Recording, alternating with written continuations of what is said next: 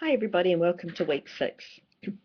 This week is set aside for work on the Pacifica pedagogy module, but as I said last week, unfortunately this work is not ready yet. However, you can take this as a week to continue working on some of the other modules in Domain 1, or just move ahead in the timetable and go to the week where you are reflecting on your Domain 1 goals and recording this in your portfolio. Or you could also use this time to work on Assignment 1, your literature review. I'll just take this time to make a couple of reminders. Remember, there's no expectation at all that you cover all the material in this course. This would be impossible. You only need to engage with the material related to the competencies of the domains and your learning goals.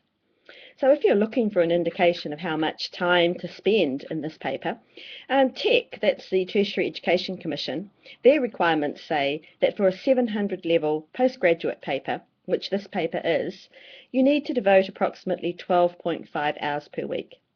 Of course, this is spread over a university year, which is about 28 weeks, 2 semesters of 14 weeks each. Our course started a little earlier than the official university year and finishes a little later, so the 12.5 hours a week is slightly less than this. This estimate of time also includes the time that you would spend on your assignments.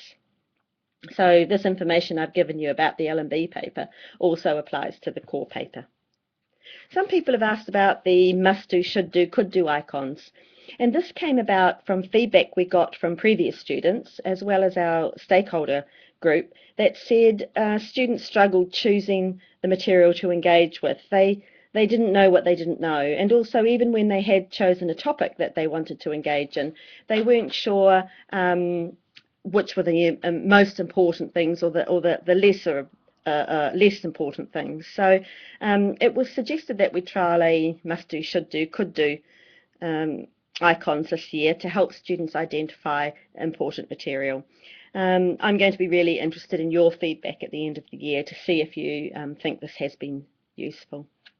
I know that the honeymoon period is probably pretty much over for you all now in relation to your study.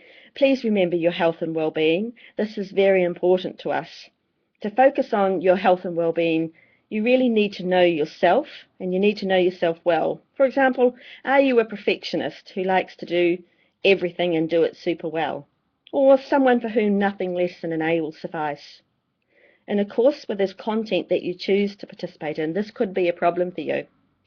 Remember, our jobs and our study are just part of our lives. And for me anyway, they're not the most important part. But you'll need to think about what status they hold for you and organise your work-life balance accordingly.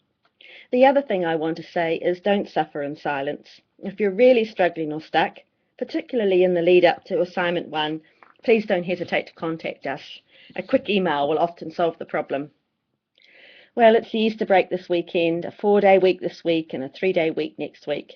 I hope that you can take the opportunity to rest up and relax, doing the things that make you happy.